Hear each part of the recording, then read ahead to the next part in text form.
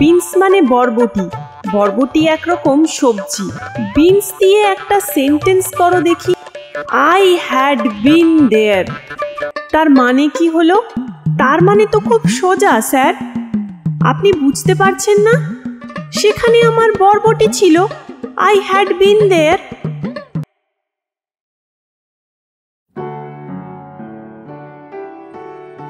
নমস্কার বন্ধুরা, আজ আবারও চলে এসেছি আরও একটি নতুন গল্প নিয়ে। নানান রকম সমস্যায় জর্জরিত আমাদের এই জীবনে খানিকক্ষণের জন্য যদি আমরা হাসি ঠাট্টার সুযোগ পাই, তাহলে বোধহয় মন্দ হয় না। বেশিরভাগ সময়ই আমরা হাসির গল্প পড়ে অথবা শুনে হাস্যরস উপভোগ করে থাকি। আর এই রকমই হাসির গল্প যাদের পছন্দ, শিবরাম চক্রবর্তী নামটা তাদের সবার কাছেই অত্যন্ত পরিচিত। তাই আজ এরকমই একটি হাসির গল্প নিয়ে আমি হাজির হয়েছি। আজকের গল্পের আসরে আমার নিবেদন শিবরাম চক্রবর্তী রচিত মন্টুর মাস্টার। বিএ পাশ করে বসে আছে মিহির, কি করবে কিছু স্থির নেই। এমন সময়ে দৈনিক আনন্দবাজারে একটা বিজ্ঞাপন দেখল কর্মখালির। কোনো বনেদি গৃহস্থের একমাত্র পুত্রের জন্য একজন বিএ পাশ গৃহশিক্ষক চাই। আহার ও বাসস্থান দেওয়া হইবে, তাছাড়া বেতন মাসিক 30 টাকা। বিজ্ঞাপনটা পড়েই লাফিয়ে উঠল মিহির। এইরকমই একটা সুযোগ খুঁজছিল সে। খাওয়া থাকাটা অমনিই হবে, তাছাড়া 30 টাকা মাস মাস। কিছু কিছু বাড়িতেও পাঠাতে পারবে, এমএটাও পড়া হবে সেই সঙ্গে। সিনেমা, ফুটবল ম্যাচ দেখার মতো পকেট খরচারও অভাব হবে না। একবার তার মনে হলো এই বিজ্ঞাপনটা এর আগেও যেন দেখেছে সে, ওই আনন্দবাজারেই। হ্যাঁ, প্রায়ই সে দেখেছে, গত বছরও দেখেছিল।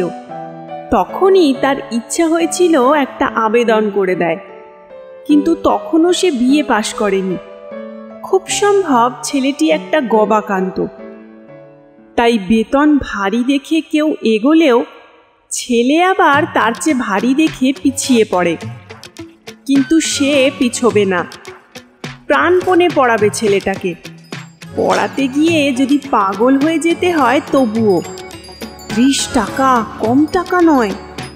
তার জন্য গাধা পিটিয়ে মানুষ করা আর বেশি কথা কি, মানুষ পিটিয়েও গাধা বানানো যায়। ভদ্রলোক অতগুলো টাকা কি মাগনা দিচ্ছেন নাকি? বিকেলেই মিহির সেই ঠিকানায় গেল। বিয়ের সার্টিফিকেটটা সঙ্গেই নিয়ে গেছিল, কিন্তু ভদ্রলোক তা দেখতেও চাইলেন না। কেবল মিহিরকে পর্যবেক্ষণ করলেন আপাদমস্তক। মিহিরই যেন মিহিরের সার্টিফিকেট। মিহির খুশি হলো এতে। অবশেষে ভদ্রলোক বললেন, তোমার জামাটা একবার খোলো তো বাপু। মিহির ইতস্তত করে, জামা খুলতে হবে কেন? বুঝতে পারে না সে। আপত্তি আছে তোমার? না না। মিহির জামাটা খুলে ফেলে। 30 টাকার জন্য জামা খোলা কেন? যদি জামাই হতে হয় তাতেও রাজি। তুমি এক্সারসাইজ করো? একটু। বেশ বেশ। ভদ্রলোককে একটু চিন্তান্বিত দেখা যায়। মিহির ভাবে, এক্সারসাইজ করার অপরাধে চাকরিটা খোয়ালো না তো? নাই বলতো কথাটা, কিন্তু কি করেই বা সে জানবে যে ভদ্রলোক এক্সারসাইজের উপর এমন চটা? কিন্তু এও তো ভারী আশ্চর্য, সে গ্র্যাজুয়েট কিনা, কোন বছরে পাশ করেছে, এসবের কিছুই তিনি জিজ্ঞাসা করছেন না। আর একটা কথা খালি জিজ্ঞাসা করব তোমায়। মিহির পকেটের মধ্যে সার্টিফিকেটটা বাগিয়ে ধরে। এইবার বোধহয় সেই প্রশ্নটা আসবে, আর সে উত্তর দিয়ে চমৎকৃত করে দেবে যে বিয়েতে সে ফার্স্ট ক্লাস উইথ ডিস্টিংশন পেয়েছে। ভদ্রলোক মিহিরকে আর একবার ভালো করে দেখে নিয়ে বললেন, তোমার শরীরটা নেহাত মন্দ নয়। ওজন কত তোমার? ওজন? আকাশ থেকে পড়ে মিহি। অবশেষে কিনা এই প্রশ্ন? তা প্রায় 2 মণের কাছাকাছি। বেশ বেশ, কিছুদিন টিকতে পারবে তুমি, আশা হয়। কি বলিস মন্টু? তোরও মাস্টার মশাই কিছুদিন টিকে যাবে, কি মনে হয় তোর? মিহিরের ছাত্র কাছেই দাঁড়িয়েছিল, সে সায় দিল। হ্যাঁ বাবা, এই মাস্টার মশাইয়ের গায়ে অনেক রক্ত আছে। ভদ্রলোক অবশেষে তার রায় প্রকাশ করলেন। কিছুদিন টেকা আসার কথা, বেশ কিছুদিন টেকাটাই হলো আশঙ্কার। যাক, সবই শ্রী ভগবানের হাত। মন্টু বাধা দিল। ভগবানের হাত নয় বাবা, শ্রী ছাড়। চুপ, কথার উপর কথা কস কেন? কিছু বুদ্ধি শুদ্ধি হলো না তোর? হ্যাঁ দেখো বাপু, পড়াশোনার সঙ্গে এটিকেটও একে শেখাতে হবে। পিতামাতা গুরুজনদের কথার উপর কথা বলা, অতিরিক্ত হাসা, এইসব মহত্ব সারাতে হবে এর। বেশ, আজ থেকেই ভর্তি হলে তুমি। 30 টাকাই বেতন হলো, মাসের 1 তারিখেই মাইনে পাবে। কিন্তু একটা শর্ত আছে, পুরো 1 মাস না পড়ালে, এমনকি একদিন কম হলেও 1 টাকাও পাবে না তুমি। 5 দিন 10 দিন পড়িয়ে অনেক প্রাইভেট টিউটার ছেড়ে চলে গেছে। সেরকম হলে আমি বেতন দিতে পারি না, সে কথা আমি আগেই বলে রাখছি।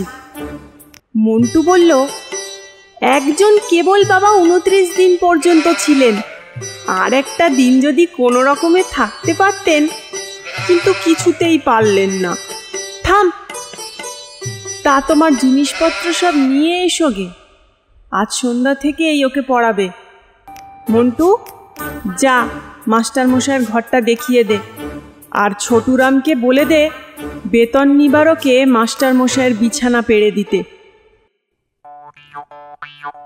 আগাগোড়াই অদ্ভুত ঠেকছিল মিহিরের, কিন্তু 30 টাকা, একসঙ্গে 30 টাকা মাসের 1 তারিখে পাওয়াটাও কম বিস্ময়ের নয়।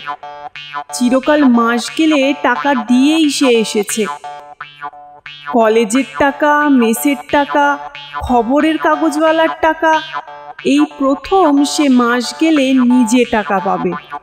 এই অনির্বচনীয় বিস্ময়ের প্রত্যাশায় ছোটখাটো বিষয়গুলো সে গা থেকে ঝেড়ে ফেলল। সন্ধ্যার আগেই সে জিনিসপত্র নিয়ে ফিরল। বেশ ঘরখানি দিয়েছে তাকে, ভারী পছন্দ হলো তার। এমন সাজানো গোছানো ঘরে এর আগে থাকেনি কখনো। একধারে একটা ড্রেসিং টেবিল, পুরনো হোক বেশ পরিষ্কার। একটা ছোট বুককেসও আছে, তার বইগুলি সাজিয়ে রাখলো তাতে। আর একধারে পড়াশোনার টেবিল, তার দুধারে 2টো চেয়ার। বুঝলো এই ঘরেই পড়াতে হবে মন্টুকে। সবচেয়ে সে চমৎকৃত হলো নিজের বিছানাটা দেখে। ঘরের একপাশে একখানা খাট, তাতেই তার শোবার বিছানা। চমৎকার গদি দেওয়া, তার উপরে তোশক, তার উপরে ধপধপ করছে সাদা পাট ভাঙা বোম্বাই চাদর। ভারী ভদ্রলোকেরা। না, কেবল ভদ্র বললে এদের অপমান করা হয়। যথার্থই এরা মহৎ লোক। সত্যি খাটে শোবার কল্পনা তার ছিল না। জীবনে কখনো সে গদি মোড়া খাটে শোয়নি। আনন্দের আতিশয্যে সে তখনই একবার গড়িয়ে নিল বিছানায়। আহ, কি নরম! আজ খুব আরামে ঘুমোনো যাবে। খেয়ে দিয়ে সে তো এসেছেই, আজ আর কোনো কাজ নয়। এমনকি মন্টুকে পড়ানোও না, আজ খালি ঘুম, তোফা একটা ঘুম বেলা 8টা পর্যন্ত। মন্টু এলো বইপত্র নিয়ে। মিহির প্রস্তাব করল, এসো খাটে বসেই পড়াই। না স্যার, আমিও খাটে বসবো না। মিহির বিস্মিত হলো, কেন? এমন খাট? আপনি মাস্টার মশাই, গুরুজন, আপনার বিছানায় কি পা ঠেকাতে আছে আমার? বাবা বারণ করেছেন। ওহ তাই, তাহলে চলো চেয়ারেই বসি গে। শূন্য মনে সে চেয়ারে গিয়ে বসলো। কিন্তু যাই বলো, বেশ বিছানাটি তোমাদের, ভারী নরম, বেশ আরাম হবে ঘুমিয়ে। দেখি তোমার বই। বিনস। বিনস মানে জানো? মন্টু ঘাড় নাড়ে, তার মানে সে জানে না। বিনস মানে বরবটি। বরবটি একরকম সবজি, তরকারি হয়, আমরা খাই। বিনস দিয়ে একটা সেন্টেন্স করো দেখি, পারবে? মন্টু ঘাড় নেড়ে জানায় হ্যাঁ।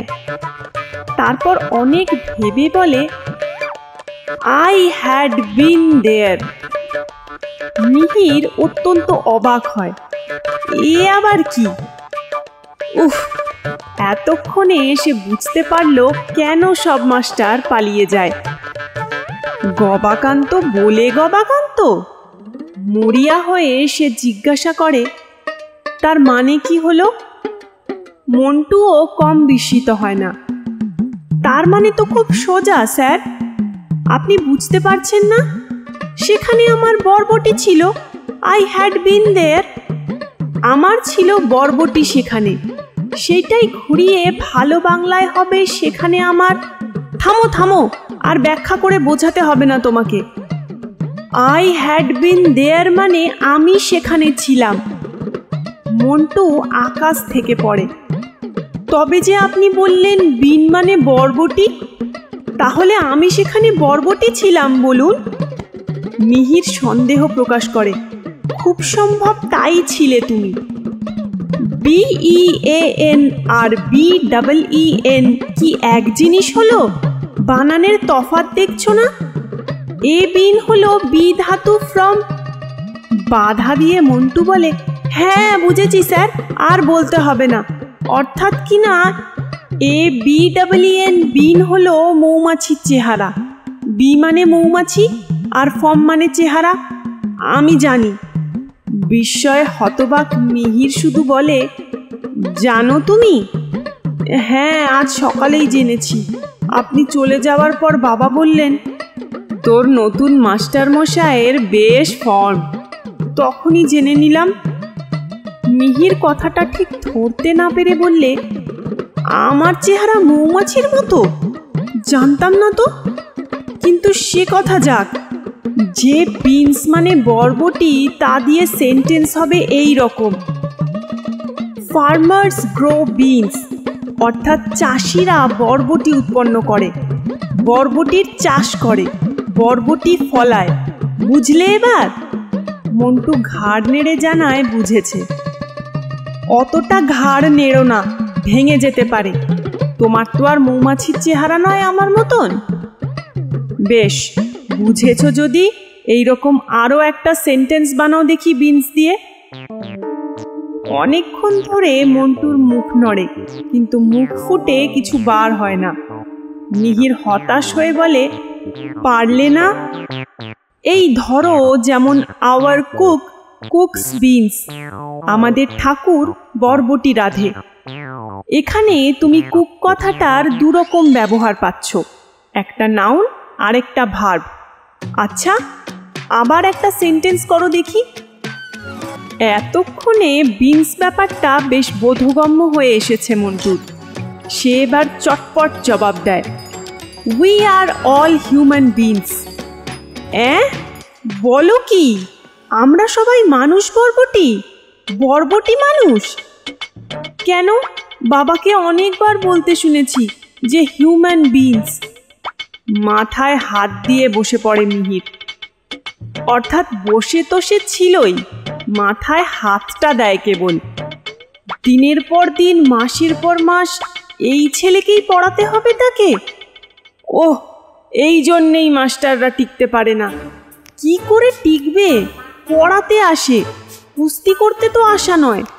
রোজই যদি এরকম ধস্তাধস্তি করে দুবেলা ওকে পড়াতে হয়, তাহলেই তো সে গেছে। তাহলে তাকেও পালাতে হবে টিউশনির মায়া ছেড়ে, 30 টাকার মায়া কাটিয়ে, নরম গদির আরাম ফেলে। না, সে কিছুতেই পালাচ্ছে না। একজন 29 দিন পর্যন্ত টিকেছিল, আর একদিন টিকতে পারলেই 30 টাকা পেত, কিন্তু একটা দিনের জন্য 1 টাকাও পেল না। বোধহয় তার কেবল পাগল হতেই বাকি ছিল। পাগল হয়ে যাওয়ার ভয়ে পালিয়েছে। আর একটা দিন পড়াতে হলেই পাগল হয়ে যেত, কিংবা পাগল হয়েই সে পালিয়ে গেছে হয়তো। নইলে 30টা টাকা কোনো সুস্থ মানুষ ছেড়ে যায় কখনো? কি সর্বনাশ, ভাবতেও তার হৃদকম্প হয়। সে কিন্তু চাকরিও ছাড়বে না, পাগলও হবে না, তার দৃঢ় প্রতিজ্ঞা। মন্টু যা বলে বলুক, না পড়ে না পড়ুক, বোঝে বুঝুক, না বোঝে না বুঝুক, মন্টুকে সে বই খুলে পড়িয়ে যাবে, এই মাত্র। ওকে নিয়ে মোটেই সে মাথা ঘামাবে না। আর মাথায় যদি না ঘামায়, পাগল হবে কি করে? নির্বিকারভাবে সে পড়াবে, কোনো ভয় নেই তার। তার গবেষণায় বাধা পড়ে। মন্টু হঠাৎ জিজ্ঞাসা করে বসে, বেতন নিবারক বিছানা এর ইংরাজি কি হবে স্যার? বেতন নিবারক বিছানা আবার কি? সে একটা জিনিস, বলুন না, ওর ইংরাজিটা জেনে রাখা দরকার। ওরকম কোনো জিনিস হতেই পারে না। হতে পারে না কি, হয়ে রয়েছে। আপনি জানেন না তাহলে ওর ইংরাজি? সেই কথা বলুন। ওর ইংরাজি হবে পে সেভিং বেড। মন্টু সন্দেহ প্রকাশ করে। সেভিং মানে তো কামানো। ছোটুরাম আমাদের চাকর, সে বেতন কামায়। বেতন নিবারকে শোয় না তো সে। তাকে অনেকবার অনেক করে বলা হয়েছে, কিন্তু কিছুতেই সে শোয় না।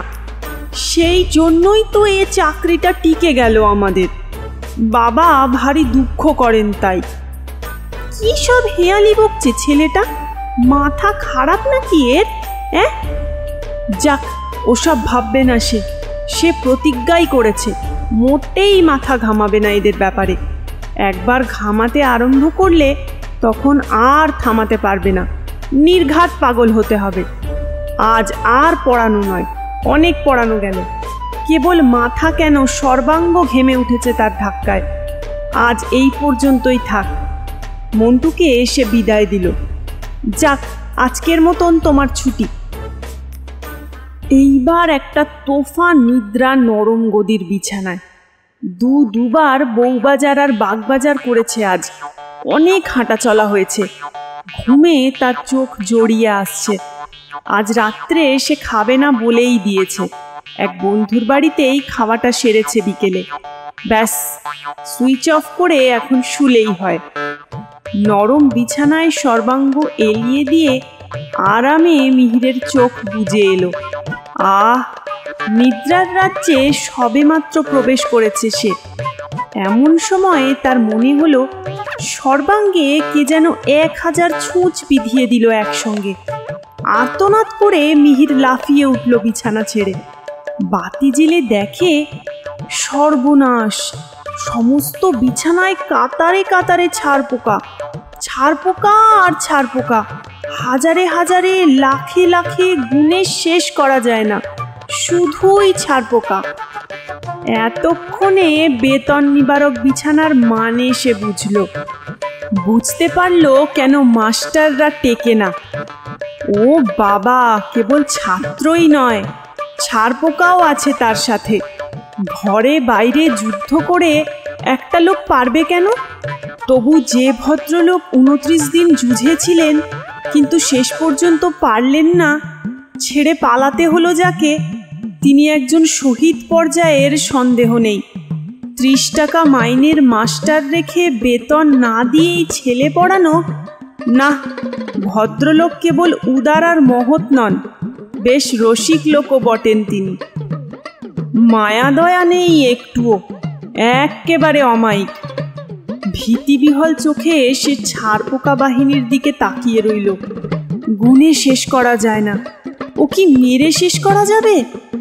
আর সারা রাত ধরে যদি ছারপোকাই মারবে তো ঘুমোবে কখন? না, চেয়ারে বসেই আজ কাটাতে হলো গোটা রাতটা। আলো দেখা মাত্র ছারপোকাদের মধ্যে বেশ চাঞ্চল্য পড়ে গেছিল। 2-3 মিনিটের মধ্যে তারা কোথায় আবার মিলিয়ে গেল। মিহির ভাবল, বাপস, এরা রীতিমতো শিক্ষিত দেখছি। যেমন কুচকাওয়াজ করে এসেছিল তেমনি কুচকাওয়াজ করে চলে গেল। আধুনিক যুদ্ধের কায়দা কানুন সব এদের জানা দেখা যাচ্ছে।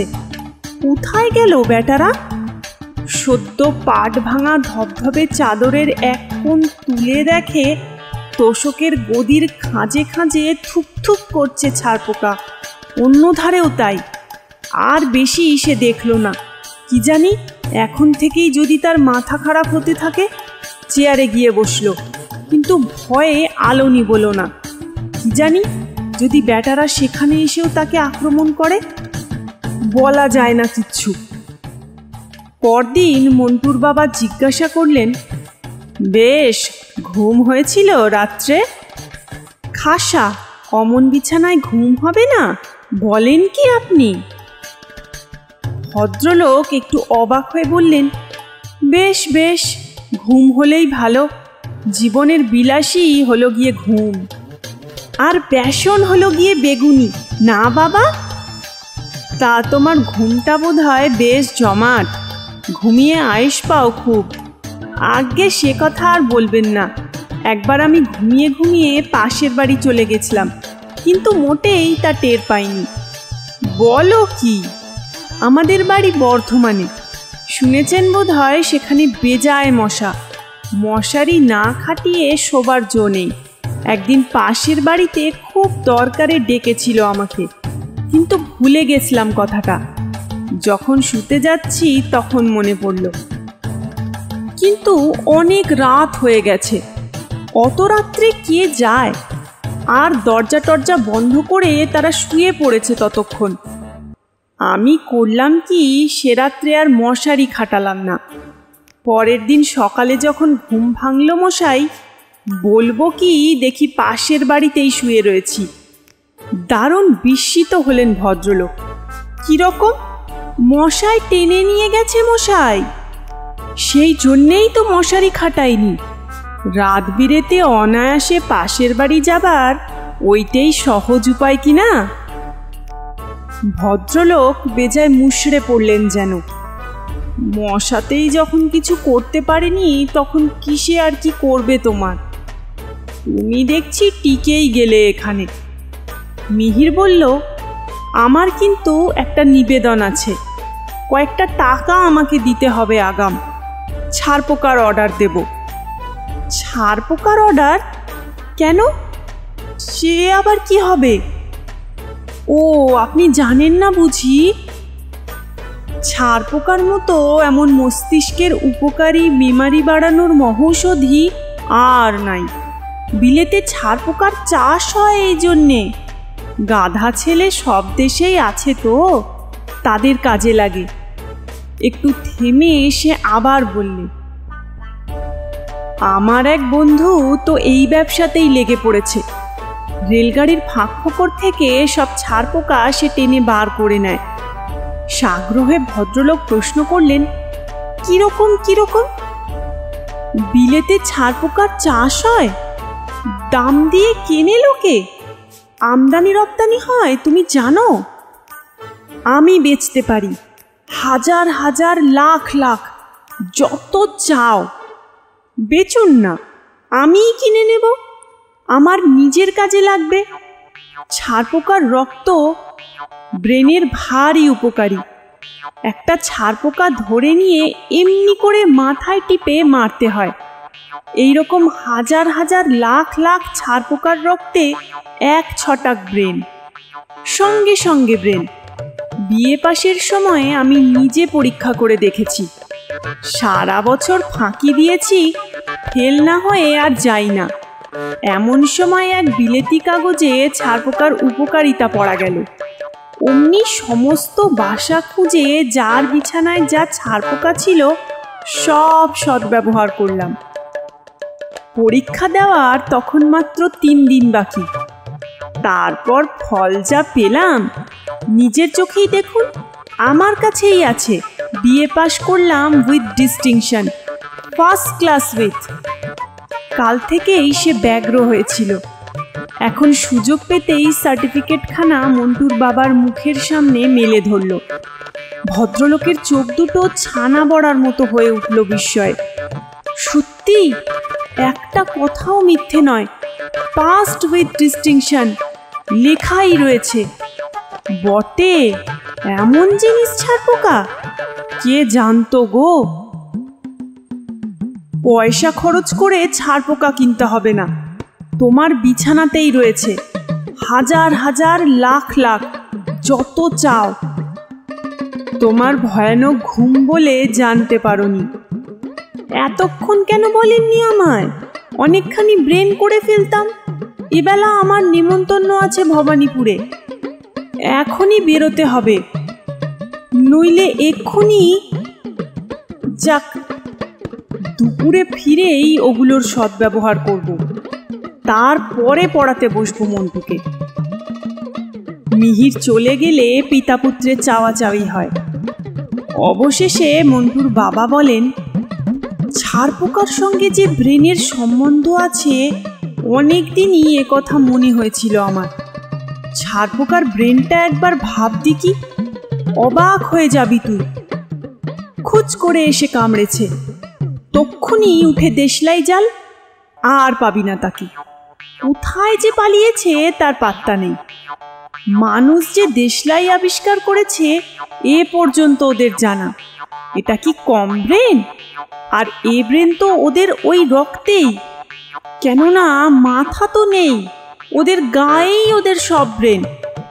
ঠিক বলেছে মিহির। তুই কি বলিস মন্টু? হ্যাঁ বাবা।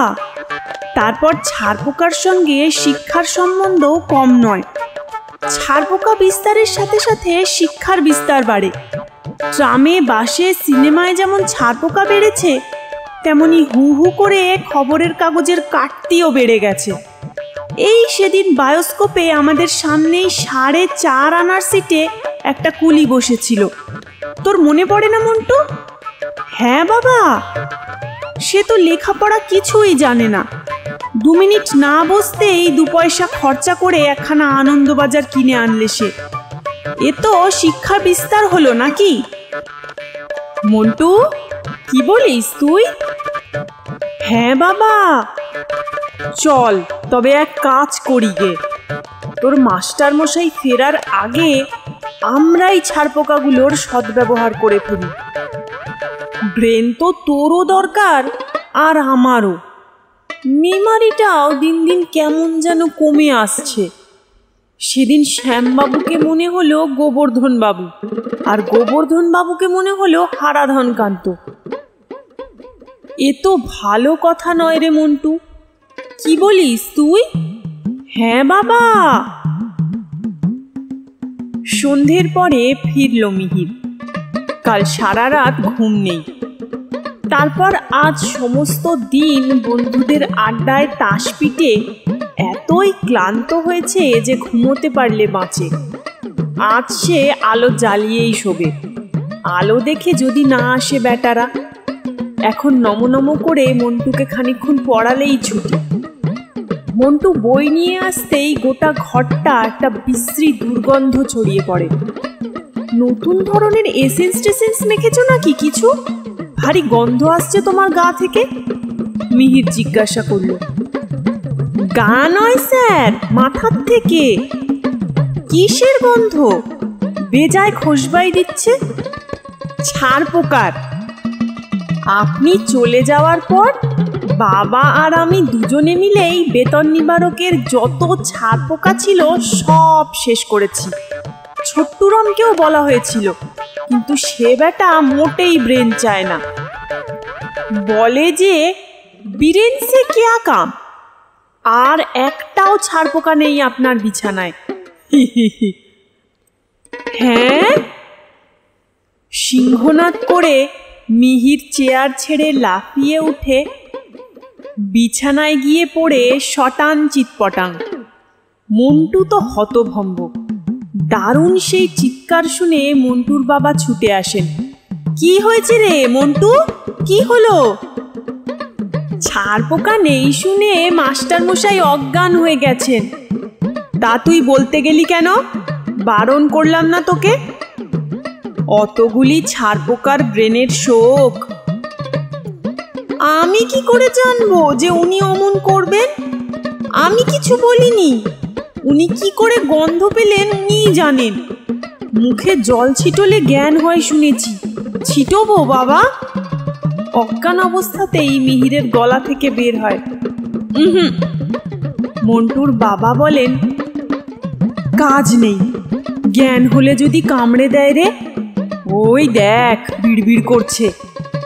মিহির তার শোক সামলে উঠল পরদিন 8:30টায়, ষাঁড়ের মতন সারা রাত এক নাগাড়ে নাক ডাকাবার পর।